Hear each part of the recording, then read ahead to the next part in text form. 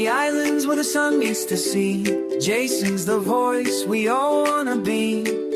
Interviewing creators, making comics come alive. With every story, he helps us thrive. Jason from Hawaii, diving in deep, unveiling the stories that we wanna keep. From creators to heroes, he's got the scoop on the comics for fun and profit loops. So tune in. Aloha, it's Jason from Hawaii. Welcome to a special edition of the Comics for Fun and Profit podcast. In this episode, I will be interviewing writer Steve Thompson. He is here to promote his Comixology original, Ill Vacation. Now, this graphic novel is now available on Comixology Unlimited. Now, Steve, welcome to the Comics for Fun and Profit podcast. How are you doing today? Thank you for having me very much, Jason. I'm doing very well today. Thank you. Oh, thank you. Now, listeners, Steve has written some comics in the past, and Steve, please feel free to jump in or correct me, and it's fine. Just that's no problem. You wrote something called "Hey, Don't Go." Is that something you still contribute to? I can't remember. I was trying to read up your background a little bit. Yeah, hey, don't go. These comics that you're talking about, I did a lot of comics before this, and I did them without a publisher. I printed them myself, and I took them to conventions, and I sold them at conventions, and they always sold very well. So I just kept on doing it that way. I just kept bringing it to conventions. I never even had a conventional website like a lot of people do. I just went to conventions over and over and sold them that way, and the sales are really good. So yeah, that's one of those. Hey, Don't Go, a story about a pop band trapped in space. Oh, that's so pretty cool. Okay, I know you say you don't have a website or anything. You sell it at conventions, but let's say if there's a listener that's living in in England near you, they go, hey, that sounds pretty good. Is there someplace they can pick up hard copies or? Do you know what? I'm really sad to say that currently there isn't. Like I said, because I've been doing all my sales this one route.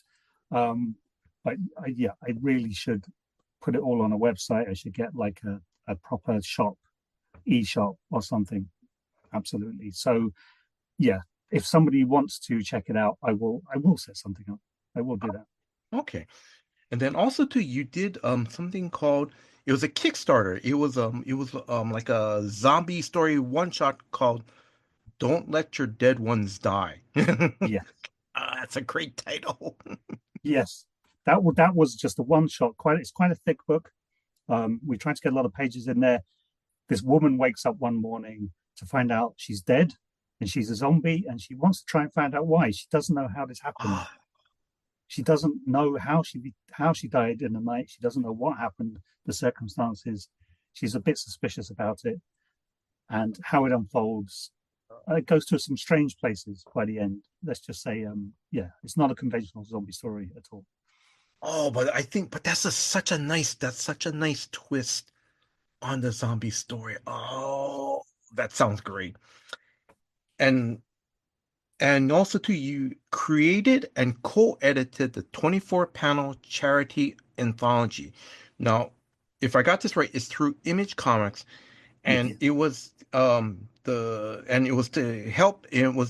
aid the victims of the Grenfell fire in London. And correct me if I'm wrong, that was back 2016, 2017. I was trying to look some information up. Yeah, 2016.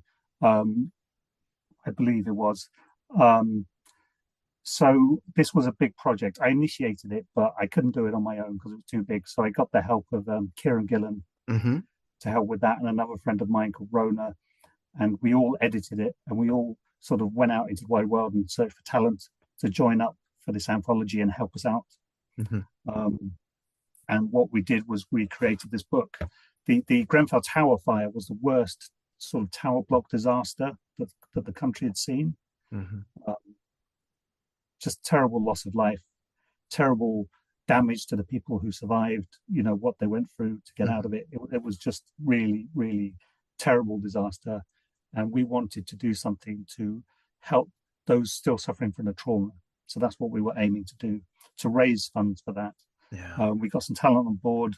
Alan Moore, people have heard of Alan Moore. He had a part of that. And then people who are more famous now than they were then, like Ram V, Mm-hmm. and Dan Waters as well Mm-hmm. took part. So yeah, that was a fantastic project. And Image Comics were kind enough to release it for us and package it up. That's really nice. It's just, I mean, I know it's 9 years ago that the fire had happened. Yeah, I'm just still sorry. It's like, oh, it's not yeah, yeah. So like I say, it's just, I'm sorry about that. It's like, oh, Yeah, yeah. It happened not that far from where I grew up as well. So it was kind of important to me to do it. yeah. No, but thank you very much for sharing that part. Thank you very much. Um, I also want to add one more thing. I'm going to start shifting in gears just a little bit. I just wanted to add one more thing that you've done is that you've contributed to the Comic Book Yeti podcast. Can you ask what your can you tell listeners what your contribution to that podcast? Yeah, well, Comic Book Yeti contacted me and they asked, would you sort of speak about the book and talk about your process and everything that you went through to get the book out there? And yeah, I said yes, I would love to do that. I know the Comic Book Yeti team well Oh, because I okay. used to conduct interviews for them. I got to meet a great many creators through that, and I got to do reviews of books as well. So that was a fantastic time. Unfortunately, I didn't have time to continue it on, but working with that team was really good. I'm all right. No, but Steve, thank you very much for sharing, your past works. Thank you very much. We're going to slowly start moving on to your current one. Before we get into it, I just want to give a big shout out um, to the interview. I want to give a big shout out to Dustin Holland of Superfan Promotion. Dustin, thank you very much for all your hard work behind the scenes in setting up this interview and giving me an advanced reading copy. Um, Steve, I'm going to ask you, would you like to add anything? Would you want to give Dustin a shout out or the Superfan team a shout out? Yeah, I owe Dustin and the Superfan team a lot because they've done a massive job in promoting this book Hmm. and getting it out there. I don't have a lot of published work, what you call full-on published titles, and so they've taken a chance along with Comixology in getting this out there and reaching out to lots of people and getting a scene. So that has been absolutely fantastic. So yeah, many thanks to Dustin and the team. All right. Also, before I continue, I want to continue. I also want to give big shout outs to um Barbara Dillon from Fanbase Press. I got some of the information from their written article that you've done an interview with them. So listeners, please, if you guys get a chance, please find that Fanbase Press interview with Steve. Also, too, you also were a guest on the Comic Book Yeti. I want to say it was probably within the last. It's definitely within the last month of July. Yes, You're yeah, on there, so yeah, that was pretty cool. I saw that it. was fun. Yeah, that was fantastic. Yeah, yeah, we were just talking about them earlier, but yeah, they're Mhm. a fantastic team. I love Comic Book Yeti, All right, all and right. the stuff they cover is great. Okay. Now, where can listeners follow you on social media? So people can find me on Blue Sky, they can find me on Facebook, they can find me on Instagram, and I'm on Threads as well. Okay. All right.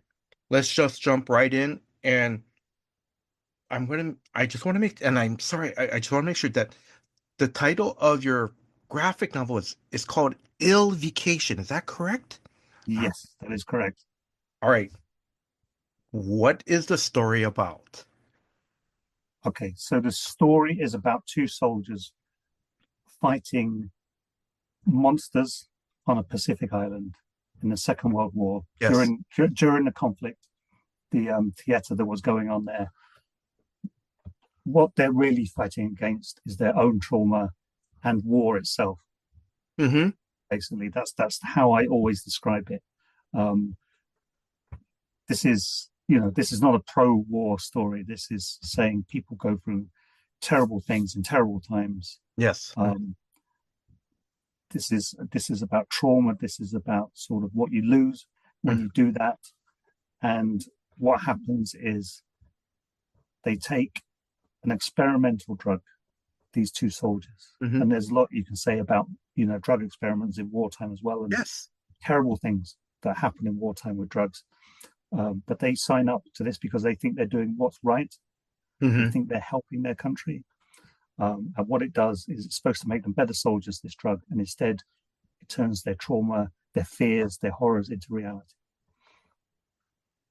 Yes, it's um and because I know you did some research on World War II. I know that because it takes place on correct me if I'm wrong, Easter Island. You've done It research on does. that. You know, um, I'm gonna ask you, how did you come up with this story? What was the idea? Like, were you just sitting around having coffee or? Yeah, my idea came from two places. It came from an image in my head. I just Mhm. sort of woke up one morning. I thought, oh, some soldiers in the Second World War running across a beach, Yes. and a monster above them, and I just saw that in my head, Yeah. and that just sparked a story. And it's that I don't think that just happens to me. I think lots of writers sort of have that kind of epiphany. They just see an image and they want to make a story out of it, Yes. and that's good. But I had long wanted to make a sort of war story because Hmm. in my country growing up, a lot of comics that I read when I was young, they were war stories. Hmm. That was a big thing then. Hmm. So I was kind of immersed in that already. So putting those two things together, the image I saw and the war comics I read, I just came up with a story. But I'm not, somebody who thinks war is a great thing. So I wanted to put a spin on it that was going to be Yes. interesting and have something to say, hopefully, about conflict and what it does. And that's where it all came from. Uh, And World War II is sort of it's recent history, but it's not too recent. So yes. it's not talking about things that are happening right now or have Hmm. happened recently, but it is talking about stuff that people are still alive that have experienced. Hmm. Yes. Excuse me. This is an off the cuff question. When you're doing Yeah, some of your research, World War II, excuse me,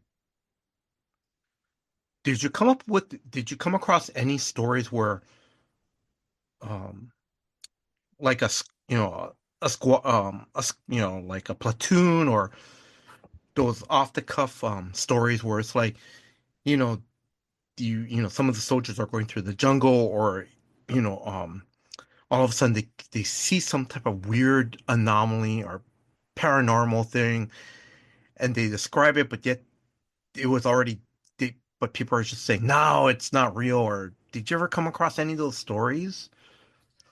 there's a film, and I can't remember the title of it, but it was a film I saw when I was a kid, and it was in that story some soldiers trapped in a desert, and Uh-huh. that's what they were going for. Their plane had crashed, their sort of bomber had crashed, so there were a few of the crew Uh-huh. surviving, and they sort of came out of the plane. I wish I could remember the title of it, Hmm. but I was so young, I really can't. But it stayed with me. It's obviously something that stayed with me, Yeah. as things do when you're young.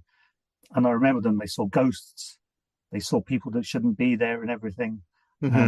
And they were having a really bad time. And there's a fantastic twist at the end of it as well, um, which I won't spoil in case anybody figures out what the film is and goes to Yes. see it.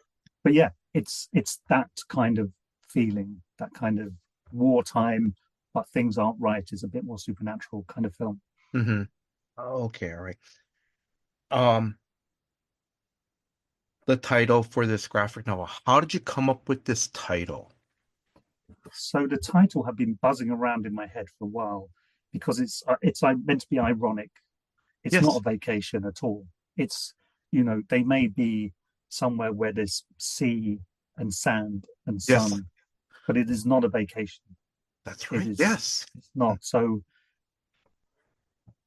it's to lure you into thinking maybe this is a holiday or something good is happening, and then no, it Hmm. says ill in front of it, so things are bad.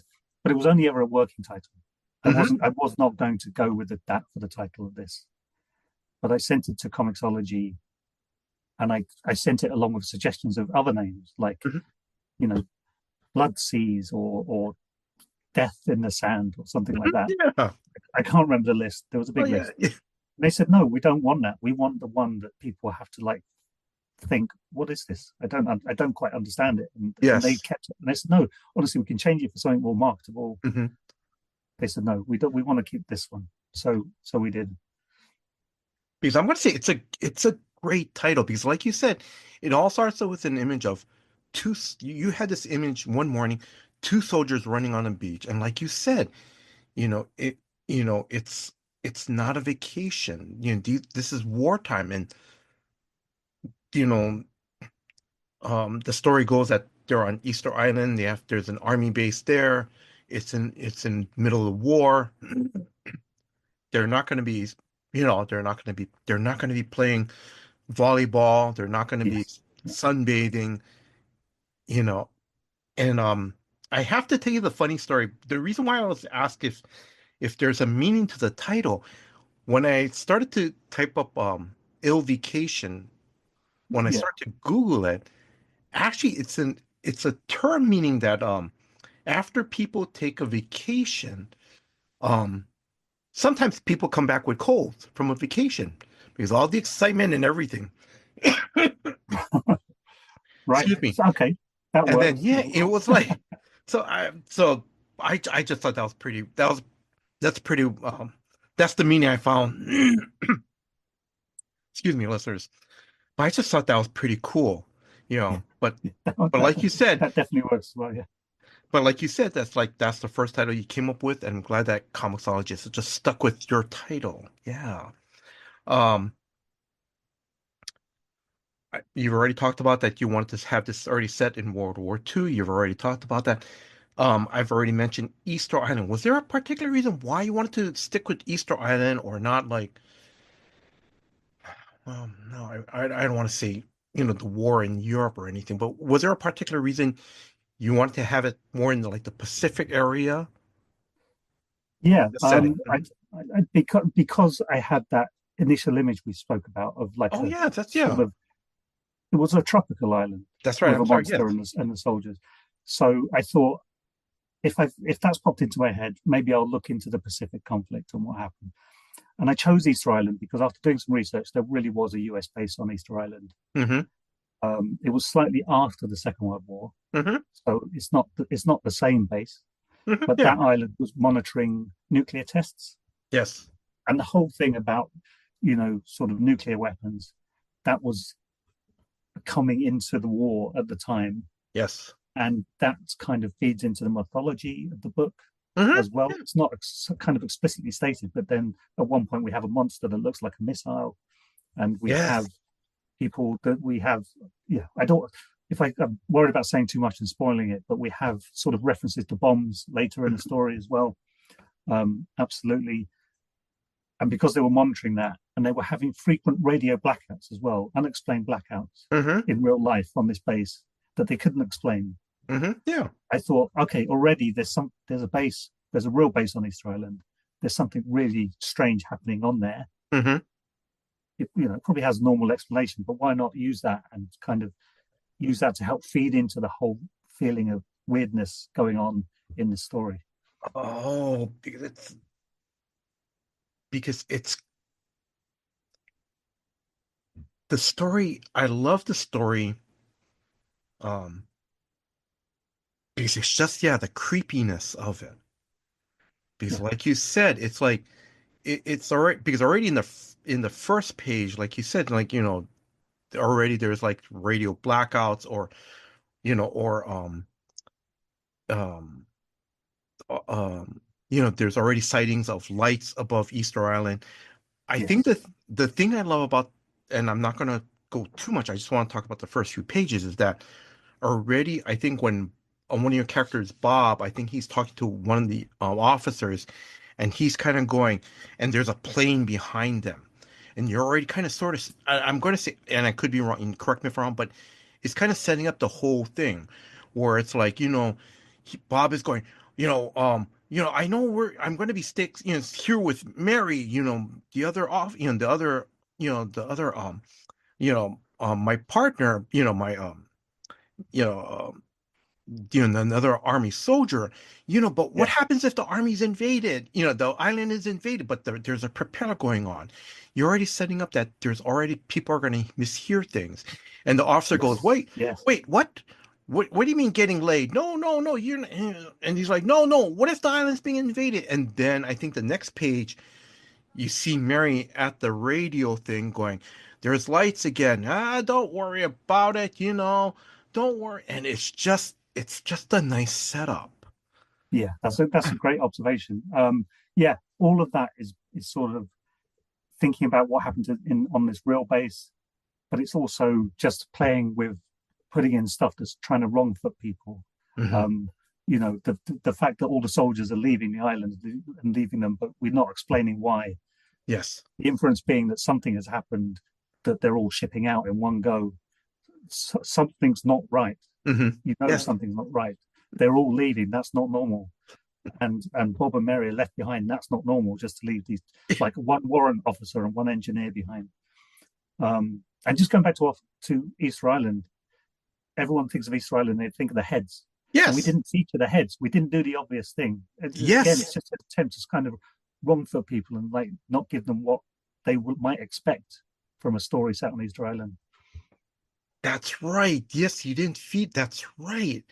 And that's that's what I love about it because we don't see, and I'm not spoiling anything, but in the end, we don't see the head start, coming out of the ground and go, No, I am Grok and, we have been here to invade your, planet. No, you guys don't even touch it. You just stay on the base.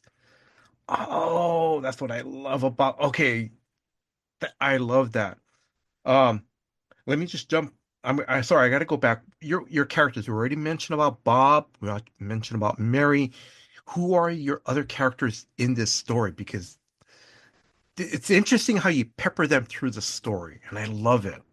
yeah, we have two German prisoners of war that are sort of locked in a prison on the base, kind of from their prison cell at the Yes. start. They're observing the strange lights that you mentioned before above the base, and they're actually working for the Americans, and we pepper It, that information very subtly through the whole yes. thing that Hmm.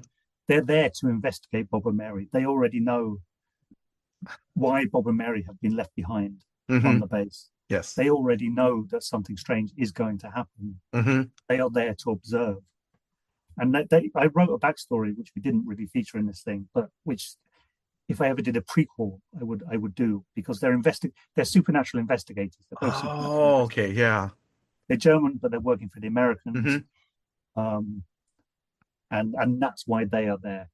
And then we have the doctor who created the drug, Yes. Hmm. which I was doing an interview with someone, and they said, "Oh, they're dressed like the Shadow, the character the Yes. Shadow," and that was sort of the only person in all the interviews I did that sort of noted that.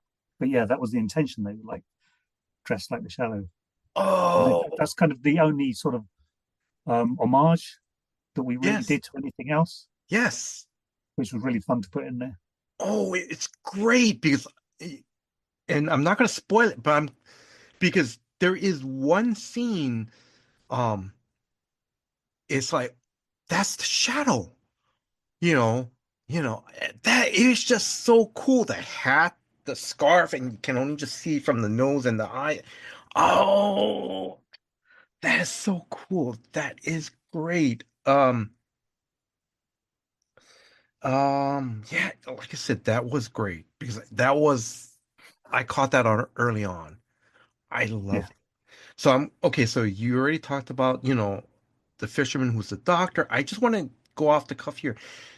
Did you and your artist Gonzalo Rug, yeah, yes, have you guys talked about that doing the like the little shadow homage, or did you just tell, Gonzalo, okay, the doctor's gonna have a hat and a scarf and you know, yeah. No, I never mentioned the Shadow. I put the description in without telling him. Because I didn't want him to be too influenced by it. So I yes, put the exact description that you see, but I never mentioned the shadow. It was just one of those things. I thought it might have spoiled it if we lent too heavily into it by me actually stating it. yes. But he did a wonderful job. Oh, that was great. Yes, that's such good. Yeah, So, um, Steve, as I mentioned before, I love this story because it easily unfolds what's happening, to Bob and Mary. And then I think the German couple, Per and is it Elvira. Elvira? Yes, Yes. and I love how, and there's a little bit of a time shift, like, this is what happened 7 months ago, this is what happened 8 months ago. But if I remember correctly, I think that all happens in the first chapter of the story. And like I said, everything easily unfolds, it easily unravels, and I love it. It's great. Um, um, a little bit later on, there's a scene. I don't want to say what part, but I love it. You don't have it in your notes because I had to add it in. Okay. The one I love, the scene was when Mary and Bob are talking, and she starts talking about, I don't fart. That was, come on, let's put it this way, man. Most male readers, we're going to get that and we're just going to laugh, But that was, that was really great. That was great. Um, and I'm not going to spoil anything, um, because you already talk about, um, you know, um, that this is set in wartime, what war does to people. Yeah. What I love this line. And I think it was one of the higher ranking officers that said this. And like I said, listeners, please read this because this is a great line. He says, I like to think that we learned something, but I'll be damned if I know what it is. Yes. That's Yeah. a I like that. I like that one. Yeah. that's a very good line. And after what Bob and Mary and we see what the whole story is about, it's like, oh, it's like it really resonates. This line really resonates, you know.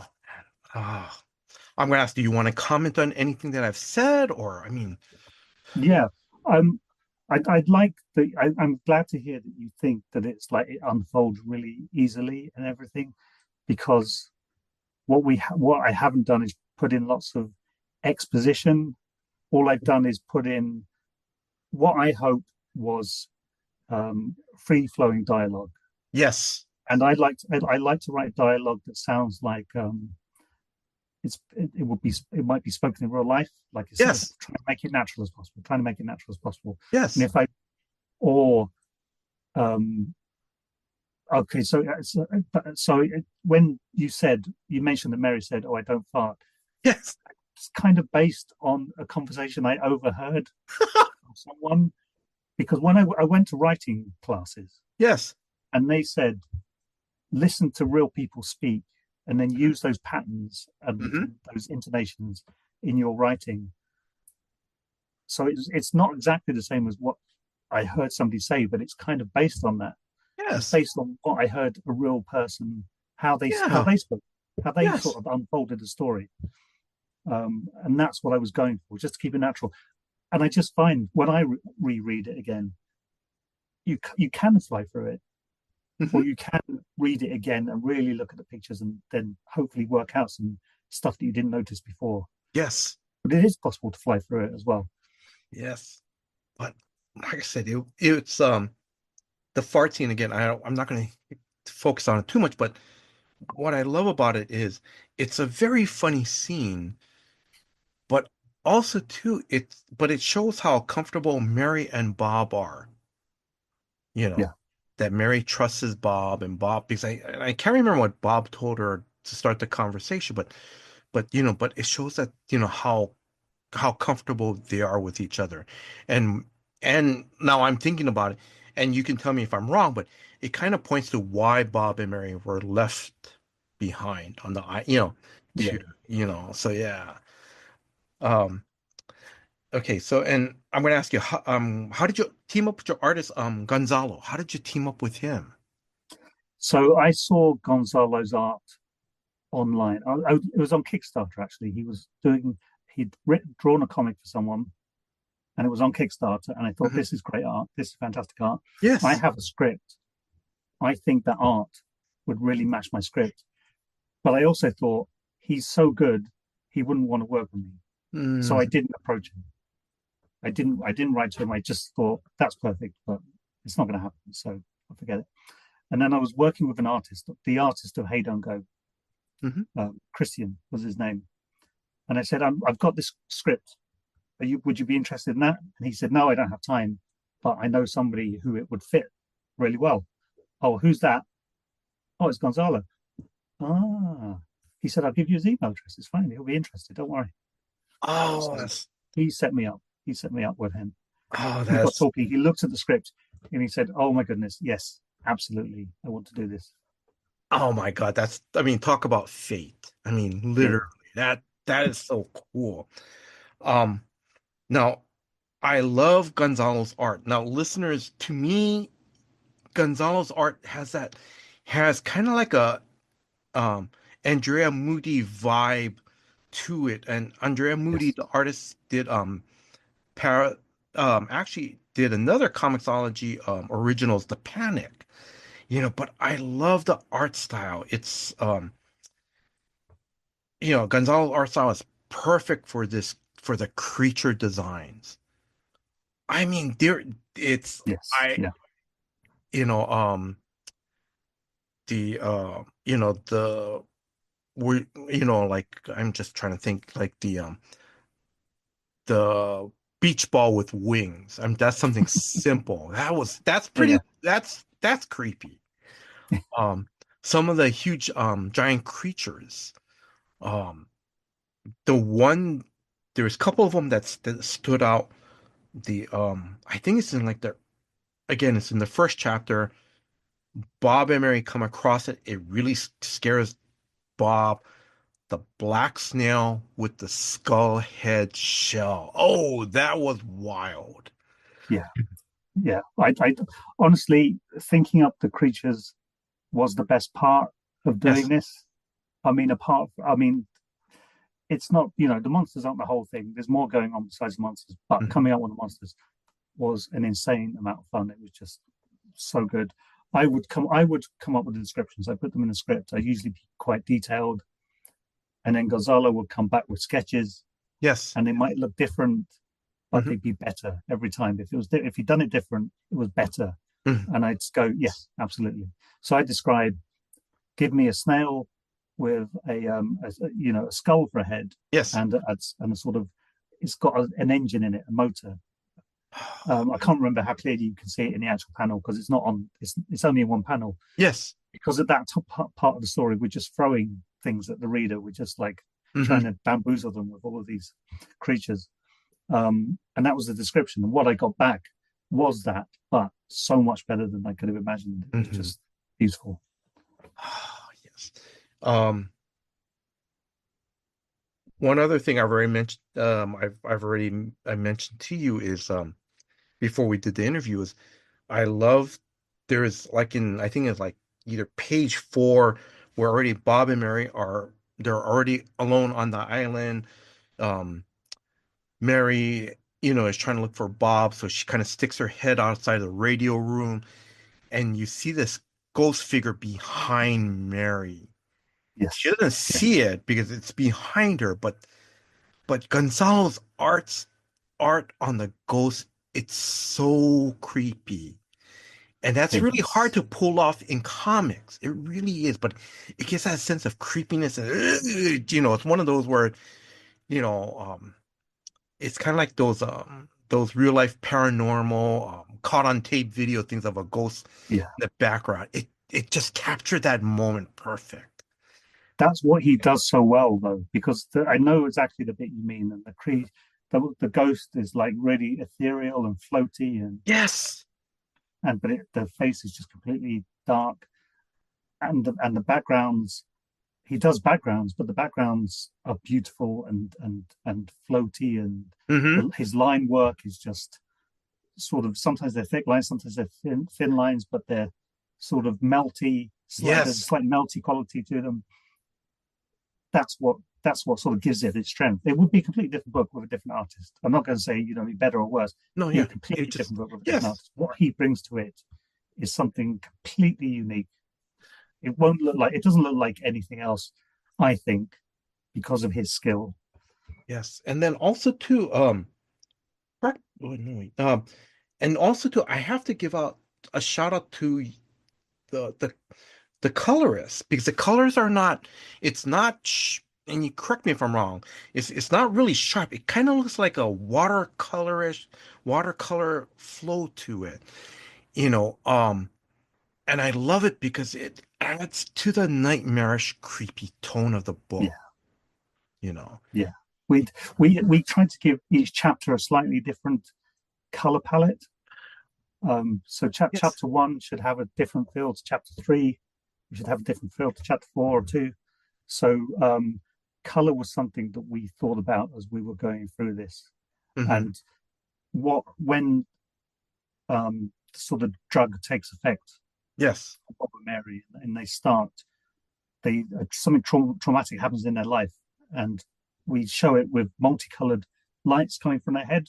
Yes. That's how we were sort of using color to bring the chaos into the scene, to make it completely sort of unreal and unexpected. And that's I thought Gonzalo's use of color was fantastic in that respect. Okay. Um, let's see. I'm going to slowly start wrapping things up. I just wanted to ask a couple more Yeah, of questions about course. the book. Is that how did you guys team up with Comixology for this? Well, we sent the book to them. Oh, We okay. sent the book to them. Gonzalo and I, we didn't send it anywhere we both didn't want it to go to. So we Hmm. sent it to a few publishers, and Comixology were the first to pick it up. And we said yes. They said we really want this. We really believe in it. I said that's fine. What do you want us to change? It's kind of a wacky story. I'm sure you want Yes. us to change some stuff or something. They said no. We want to take it as it is. We love it as it is. So we thought, yeah, let's go with them. They had complete faith in it. So um, we were very happy to go with them. Really nice. Um, do you want to give shout outs to the rest of the creative team on this book? Yes. So Gonzalo was helped with Eliana, who Hmm. was doing the color flatting, which Yes. sort of helped him out immensely. The fantastic letters were done by Hassan Ottoman El How, Hmm. who did a great job. The letters as well have their own sort of look and feel, Hmm. which is completely in keeping with everything else. He chose exactly the right font. Um, and Rebecca Stoner is our editor, who went through all of the dialogue and everything and made sure it was correct and Hmm. offered suggestions. That yeah, I often took on board. So yeah, a fantastic team to work with. What was the most fun or exciting things that you love working on this story? Yeah, there's two things that we kind of mentioned already. First of all, is the dialogue. I love writing dialogue. I love putting words in characters' mouths, working out what they're going to say, giving Yes. each character a different personality based on what they say and how they sort of speak, their speech patterns. Yes. Um, but probably the most fun thing was coming up with the monsters with Gonzalo. Hmm. Just we get to do a story where we get to invent lots of creatures, and lots of the creatures that we're inventing. If anybody's like read the back matter of the graphic novel, we put in lots of notes about where these character designs came from. For example, there's a tall creature with just one eye, and Yes. it's supposed to be reminiscent of a lighthouse. So we're trying to make our creature designs tie into real things. There's one Hmm. that's like a missile, um, and then there's somewhere we tried to do that, but it just ended up making it just a wacky design Hmm. instead, and just having fun with it. So yeah, those are the two things that I enjoyed the most. All right. Um, do you have any, you've mentioned that you've sold your previous works at conventions. Do you have any upcoming convention appearances for the rest of this year? I have nothing booked in for the rest of this year, but I would there's some coming up that I want to be part of, so I'm going to be going to those um, in the UK. Yes. Um, Internationally, I don't have any plans to travel, but it'd be fantastic to do an international show sometime. That would be amazing. Oh, that'd be good. Okay. Um, have you and your family been to Hawaii? I have not, Oh, I'm mhm. afraid. It's something I would love to do. My partner, she's been, she had a fantastic time. Um, I have not, unfortunately. Okay. All right. Oh, yeah. One day. And I One think day, one day. and I think this is the perfect time to ask Comixology because and listeners, I'm sorry during the black when I was trying to restart this, Steve mentioned that he's got something, that he's working on with another artist for Comixology. He didn't mention what it is. We can't say anything. But you know what, Steve? This is the perfect time to go to Comixology. Go, I've got the perfect story for Hawaii, but I need to be there for 6 months. Me and my family, we've Yes, got to be there. We need to do the research. We got to make we sure we have know. to be there. Yeah, you need to make sure that Yeah, Diamond Head is in the right spot in Hawaii, you know? yeah, and we have to be in the best places as well. Yes. I need the best. Yeah, absolutely. And you have to get the best restaurants to make sure you get the local cuisine and everything. All right. Any closing words to our listeners? Um, the closing words to your listeners are please try out the book. Um, we loved making it, Gonzalo and I, and everyone else in the team that we were talking about earlier. We loved making it. I think it is unique. I think it is a story of a type that you won't read anywhere else, or if you do, it won't be done the way we've done it. I Hmm. like to think so. Please take a look at it and check it out and give it a try because I think it's worth your time, even if it's only for Gonzalo's amazing art. Steve, mahalo. Thank you very much for your time and thank you very much for your patience. You know, yeah, I'm sorry about the blackout. Just yeah, that was really wild. No Um, problem. you know, um, and thank you for giving me an opportunity to interview you. I want to say thank you very much. I'm being sincere. Thank you very much for making comics. You know, I wish you all the success with Ill Vacation. You know, Thank you. it's like I said, it's a great story. I love it. It unfolds naturally. I love the dialogue. Um, Gonzalo's artwork is amazing in this book. It's really great. So, listeners, if you are a new comic book reader or a lifelong comic book reader, please check out Vacation. It's a Comixology Originals. It's available now on Comixology. It's a great psychological horror story. And there's a little bit more, it, there's a little bit more meaning in the story. It's not just a regular, straightforward horror story. There's meaning to it. And that's what I Yeah, love about it. You know, I want to thank Dustin of Superfan Promotion for setting up this interview. Again, Dustin, thank you very much. I want to thank Drew, the host of Comics for Fun and Profit, for putting this episode together. And Drew, thank you very much for all your hard work behind the scenes. And if you are a new listener, please check out new episodes of Comics for Fun and Profit that comes out every Saturday. And I want to thank you, the listeners. Thank you very much for your time. Thank you for listening to this episode. Until next time, guys. Aloha.